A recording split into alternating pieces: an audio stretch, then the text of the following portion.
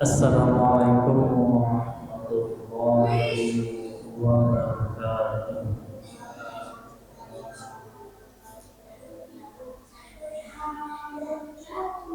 Alhamdulillah, alhamdulillahilladzi arsala rasulahu bil haqq liyajma'al 'alaihi kulli walau karihal kafirun. Asyhadu an la ilaha illallah wahdahu la syarika lahu wa asyhadu anna sayyidana Muhammadan abduhu wa rasuluhu. Allahumma shalli wa sallim wa barik ala sayyidina Muhammad wa ala alihi wa ashabihi wa man tabi'ahum ila yaumil qiyamah. Amma ba'du ya ibadallah, usikum wa iyaya bittaqwallah faqad faza al-muttaqun. Qala Allah ta'ala fil Qur'anil Karim wa huwa asdaqul qa'ilin. A'udzu billahi minasyaitonir rajim. Bismillahirrahmanirrahim. Yarfa'illahu alladhina amanu minkum walladzina utul ilma darajat. Wa qala Rasulullah sallallahu alaihi wasallam, Utlubul ilma minal mahdi ilal lahdi. Wajah puji dan syukur marilah kita panjatkan kepada Allah Subhanahu wa taala. Bahkan untuk lagi rodanya, alhamdulillah pada kesempatan kali ini Allah Subhanahu wa taala mengumpulkan kita di masjid yang mulia ini dalam rangka melawat ilmu.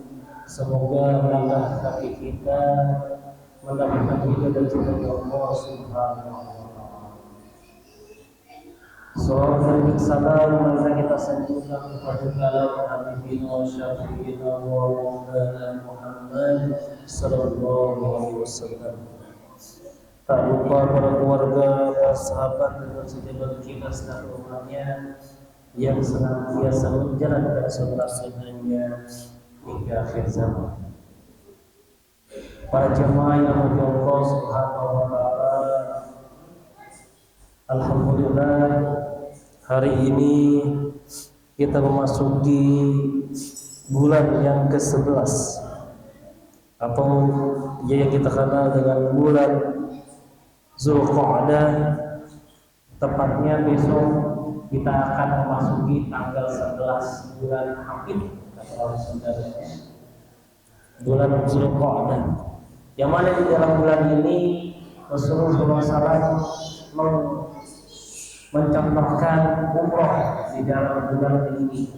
Jadi umroh yang pernah dilakukan oleh Rasulullah SAW yaitu umroh dan dikatakan bulan Zulqa'dah. Para jemaah yang Allah Subhanahu wa taala, sebelum kita mulai pengajian ini, mari kita kirim suratul Fatihah kepada para guru kita. Kita doakan mudah-mudahan orang-orang yang menjadi kita oleh Allah Subhanahu wa taala diampuni segala dosanya dan diluaskan alam kuburnya. Sedang kita doakan pula pada saudara-saudara kita yang hari ini akan sakit. Kita doakan mudah-mudahan Allah Subhanahu wa taala menyangkat penyakitnya dan diberi kesembuhan. Kita doakan pula pada saudara-saudara yang kita yang hari ini dihadapkan ada kesibukan dan banyak urusan. Kita doakan mudah-mudahan Allah Subhanahu wa taala memberikan kemudahan dan segala urusannya sehingga minggu yang akan datang bisa hadir bersama-sama kita. Alaihi hadiniyah min as-saliyat ala Mustafa Muhammad Rasulullah sallallahu alaihi wasallam. Al-Fatihah. A'udzubillahi minasyaitonir rajim. Bismillahirrahmanirrahim. Alhamdulillahirabbil alamin. Iyyaka na'budu wa iyyaka nasta'in. Shiratal mustaqim. Shiratal ladzina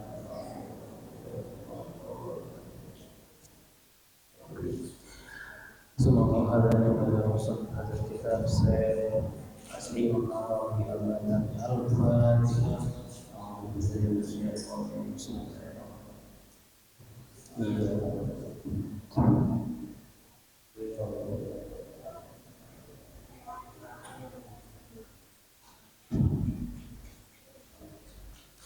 Marilah para jamaah sekalian, mari kita mulai pengajian ini. Tafsir yang ada di tangan saya adalah kitab tafsir Murahul Ghaib di tafsir Imam Nawawi al-Badani atau Al-Jawi. Jadi tafsir ini ada tafsir Imam An-Nawawi Al-Jawi.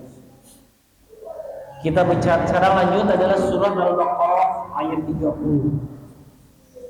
A'udzu billahi minasyaitonir rajim. Bismillahirrahmanirrahim. وَإِذْ قَالَ رَبُّكَ لِلْمَلَائِكَةِ إِنِّي جَاعِلٌ فِي الْأَرْضِ خَلِيفَةً قَالُوا أَتَجْعَلُ فِيهَا مَن يُفْسِدُ فِيهَا وَيَسْفِكُ الدِّمَاءَ وَنَحْنُ نُسَبِّحُ بِحَمْدِكَ وَنُقَدِّسُ لَكَ قَالَ إِنِّي أَعْلَمُ مَا لَا تَعْلَمُونَ. Kita bahas, kita terjemahkan dalam terjemahan menurunkan debat dengan lafaz. Dan ingatlah tatkala Tuhan berfirman kepada para malaikat, Aku hendak menjadikan khalifah di bumi. Mereka berkata, apakah engkau hendak menjadikan orang yang merusak dan menumpahkan darah di sana, sedangkan kami bertakbir memujimu dan mensucikan nama-Mu. Dia berfirman, sesungguhnya kamu mengetahui apa yang tidak kamu ketahui. Kita tafsirkan, baca dengan tafsir. Bismillahirrahmanirrahim. Qala musannifu rahimahullahu ta'ala wa nafa'allahu fi 'ulumihi fi darani 'amin. Jadi kitab tafsir yang kita gunakan ada dua. Yang di tangan saya ada kitab Murahul Ghaib di tafsir Nawawi, dan satu lagi di handphone saya ada tafsir Al-Qurtubi di Imam Al-Qurtubi. Kita mulai. Wa idz qala rabbuka lil malaikah. Nah, ingatlah. Jadi di sini ada iz. Kata iz kalau di dalam Al-Qur'an digunakan itu bermakna lil madhi. Jadi di sini ada dua kata yang sama-sama artinya tatkala, iz dan iza. Kalau kita menggunakan iz, kalau kata iz itu bermakna lil madhi. Berarti kata ini adalah kata yang sudah masalah yang lalu. Kalau wa iza artinya hadir wal mustaqbal. Dibacakan iza ini digunakan untuk saat ini dan masa yang akan datang. Makanya di sini iz ini menyatakan tatkala masa lalu Allah Subhanahu wa taala pernah berkata, Idz qala rabbuka lil malaikah, ingatlah tatkala Tuhanmu berkata kepada para malaikat. Apa katanya? Inni ja'ilun fil ardi khalifah. Wahai para malaikatku, sesungguhnya aku, kata Allah, akan menciptakan di muka bumi ini seorang khalifah. Apa itu khalifah? Yaitu perwakilanku untuk memakmurkan muka bumi ini. Para malaikat bertanya, ya Rabb, ataj'alu fiha may yufsidu fiha. Wahai Tuhanku, ya Rabb Allah Subhanahu wa taala, mengapa Engkau akan menciptakan seorang makhluk yang akan membuat kerusakan di dalamnya? Jadi para malaikat ini sudah Allah berikan ilmu untuk mengetahui sesuatu yang akan datang. Jadi mereka bertanya, wahai ya Rabb, kenapa Engkau menciptakan makhluk yang akan di dalamnya ini akan merusak orang-orang yang ada di dalam bumi ini? Dengan apa? Dengan maksiatan, dengan kemaksiatan dan hal-hal yang berbau maksiat, berbau syahwat yang ada di dalamnya. Jadi ketika dalam Allah Subhanahu wa taala menciptakan bumi, di dalamnya ini Allah Subhanahu wa taala menciptakan bumi berserta isinya dengan kenikmatan dan keindahan. Akan tetapi Allah menciptakan makhluk di bumi ini yang kita beri nama manusia, kayak kita nih manusia ini, yang di dalam bumi ini akan terjadi banyaknya permaksiatan, kemadaratan, wa yasfikud dima, dan saling bunuh membunuh demi namanya kekuasaan. Saling bunuh membunuh demi namanya kemaksiatan. Jadi manusia ini Allah Subhanahu wa taala sudah diberikan nafsu yang di dalamnya ada nafsu maksiat yang dan nafsu terhadap tendangan syahwat, sehingga dengan nafsu inilah manusia bisa maju, dengan nafsu pula inilah manusia bisa jadi mundur, dengan nafsu pula inilah manusia akan mendapatkan ridho dan kebencian dari Allah Subhanahu wa ta'ala. Tergantung bagaimana manusia tersebut memanage nafsu tersebut dengan sebaik-baiknya. Kalau kita bisa memanage nafsu kita dengan sebaik-baiknya, maka nafsu ini akan jadi wasilah kita menggapai ridho dan cintanya Allah Subhanahu wa ta'ala. Akan tetapi sebaliknya, apabila kita hanya tidak bisa memanage nafsu ini yang cenderung membuat kita bermaksiat kepada Allah dan cenderung membuat kerusakan di muka bumi ini, maka tunggulah azab Allah yang sangat. Kenapa mereka dengan mereka manusia ya Allah menjadi khalifah di bumi ini? Kenapa tidak kami, kata mereka? Wa nahnu nusabbihu, sedangkan kami ini selalu bertasbih memujimu ya Rabb, bihamdika, dengan segala kemujian kami, wa nuqaddisulah, dan kami selalu mensucikan Engkau dengan tasbih-tasbih kami, dan kami tidak pernah maksiat kepada Engkau, dan kami selalu taat kepada Engkau.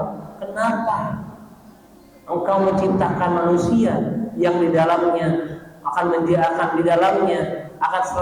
kemaksiatan dan akan menjadi kerusakan dan akan saling bunuh membunuh sesamanya? Kenapa bukan kami? Kemudian Allah berfirman menjawab, qala inni a'lamu ma la ta'lamu, sesungguhnya aku lebih tahu dibandingkan apa yang tidak engkau ketahui. Jadi Allah Subhanahu wa taala memberikan gambaran manusia pada para malaikat, tapi ada di balik gambaran tersebut Allah ada membuat satu rahasia yang tidak bisa dicerna oleh para malaikat tersebut. Makanya ada para ahli mengatakan bahwa manusia adalah sirullah, rahasianya Allah, dan wan nasu sirri, dan sedangkan aku adalah rahasia manusia dan manusia adalah rahasia aku. Itu menurut para pendapat ahli sufi. Jadi manusia ini adalah makhluk Allah yang sangat sempurna. Malah dibanding makhluk Allah yang lain, Allah Subhanahu wa taala menciptakan manusia dengan adalah makhluk yang paling sempurna. Baik daripada proses penciptaannya, baik dari segi proses bentuknya, dan baik daripada keilmuannya, semuanya itu sempurna milik manusia. Sebagaimana firman Allah dan surat At-Tin, laqad khalaqnal insana fi ahsani taqwim, sesungguhnya aku, kata Allah, menciptakan manusia dengan sebaik-baiknya rupa, dengan sebaik-baiknya jasad, dengan sebaik-baiknya bentuk, dengan sebaik-baiknya ilmu yang aku punya. Sumara dan asfara safilin, tetapi kamu juga yang akan merendahkan manusia dengan serendah-rendahnya. Ilal ladzina amanu, kecuali mereka orang yang beriman, wa amilus sholihat, dan amal-amal saleh. Inilah keistimewaan manusia yang tidak bisa dimiliki oleh manusia. Manusia mempunyai nafsu, manusia memiliki keinginan, manusia memiliki cita-cita, sedangkan malaikat hanya diberi pilihan, tidak ada nafsu di dalamnya. Ketika suruh taat, kita suruh tasbih, ya tasbih. Dari awal diciptakan sampai akhir dunia ya terjadi tasbih tersebut. Tapi manusia Allah berikan akal, manusia diberikan nafsu. Dengan dua inilah, dengan dua amal inilah, nafsu dan akal inilah, manusia bisa menjadi makhluk Allah yang paling mulia dibandingkan makhluk yang lain.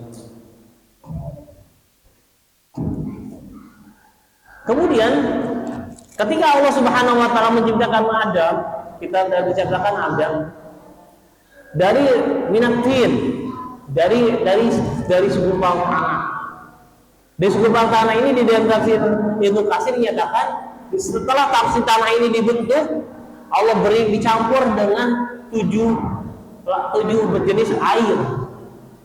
Jadi di bumi ini ada 7 jenis air.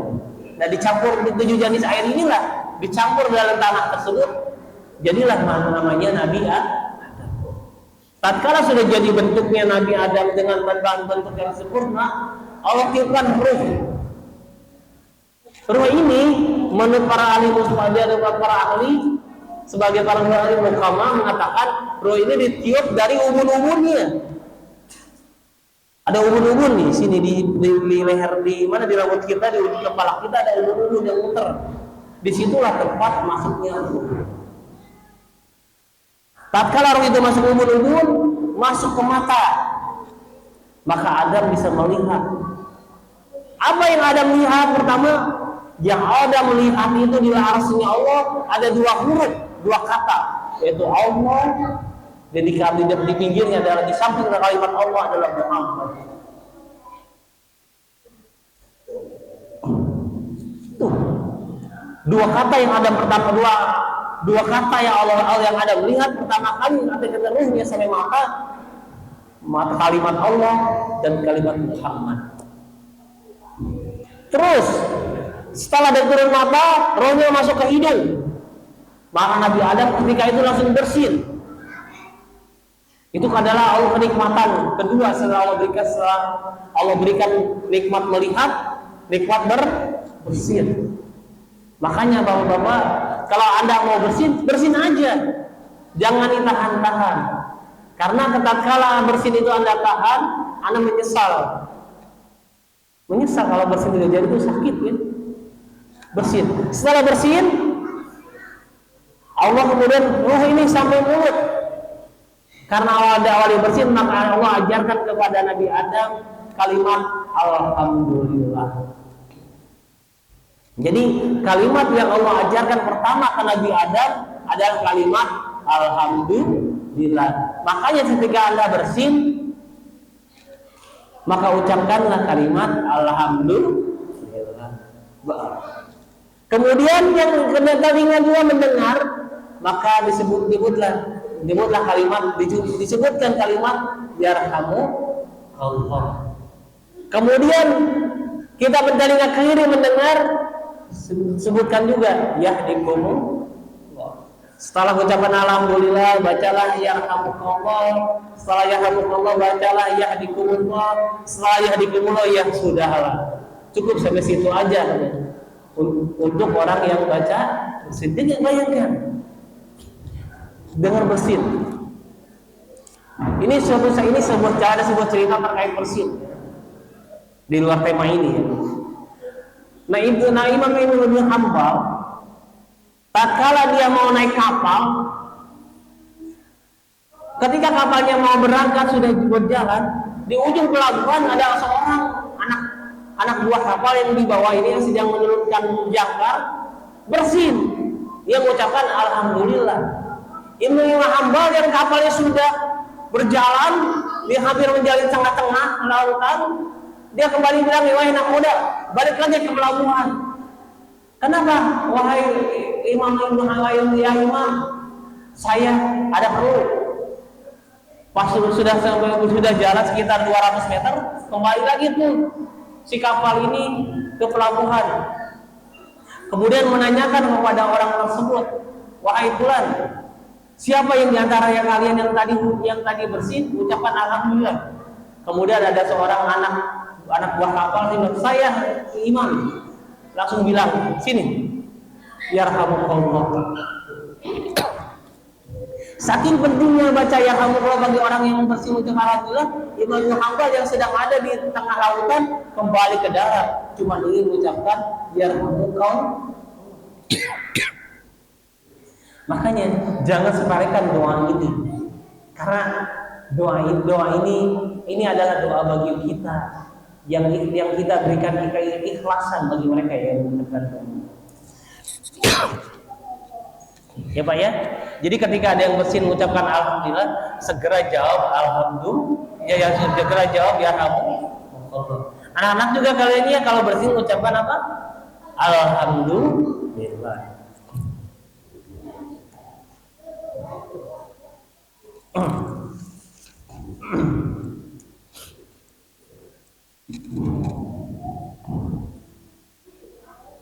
Setelah kemudian turun ke dada, setelah sampai dada berdetaklah jantungnya.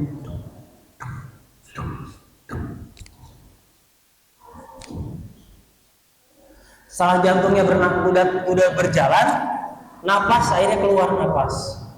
Jadi ini sudah jalan, napas sudah hidup. Jadi jantung inilah yang memompa darah seluruh darah. Kemudian terus ke bawah ke perut, sampai perut Nabi Adam merasa lapar. Terus sampai ke langit, Nabi Adam ingin buang air kecil. Sampai bawah jatuh, sampai kaki Nabi Adam langsung jatuh karena belum bisa berdiri. Akhirnya diajarkan berdiri, diajarkan ke kamar, diajarkan istinja, diajarkan makan. Selesailah proses pembentukan manusia. Setelah selesai, kata apa yang Nabi Adam tanyakan? Kalimat yang pertama ala Nabi Adam setelah alhamdulillah adalah kalimat Allahumma sholli ala wa ala ali. Kemudian Allah bertanya, ya Adam, kenapa Anda mengucapkan Allah salawat kepada Rasul kepada Nabi Muhammad sedangkan engkau tidak tahu siapa itu Muhammad? Kemudian Nabi Adam berkata, wahai ya Rabb, saya yakin kau tidak akan pernah menulis nama seseorang di samping namamu kalau orang tersebut bukan kekasihku. Kemudian Allah berfirman, ya Adam, mereka itu Adam anak Muhammad ini ada keturunanmu nanti yang akan menjadi makhluk Allah, yang menjadi nabi terakhir, nabi akhir zaman, dan semulia-mulia makhluk manusia, dan semulia-mulia makhluk Allah yang aku ciptakan. Tuh, Nabi Adam aja masih bisa yang belum menciptakan Rasulullah mengucapkan salat pada kanjeng Rasulullah SAW. Kita yang mengaku umatnya tapi tidak pernah mau bersalat pada kanjeng Rasulullah SAW. Harusnya malu. Nabi Adam aja selaku sesepuh kita selalu bersalat pada Rasulullah. Kita selaku yang ngaku umat Muhammad, mengaku umat Rasulullah SAW, tapi jarang mengucapkan sholawat pada kanjeng Rasulullah SAW. Itu selesai proses penciptaan. Setelah kemudian